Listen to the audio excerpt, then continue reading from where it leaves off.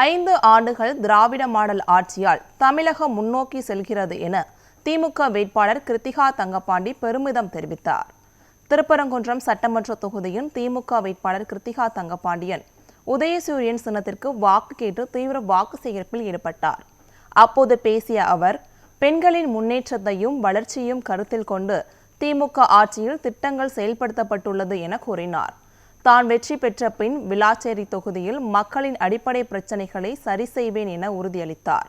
திருப்பரங்குன்றம் தொகுதியில் சின்ன சின்ன பிரச்சினைகள் தீர்க்கப்படாமல் உள்ளது என்று தெரிவித்த அவர், அதற்கு காரணம் இந்த தொகுதியில் 20 ஆண்டுகளாக அதிமுகவை சேர்ந்த சட்டமன்ற உறுப்பினராக இருந்ததுதான் என விமர்சனம் செய்தார்.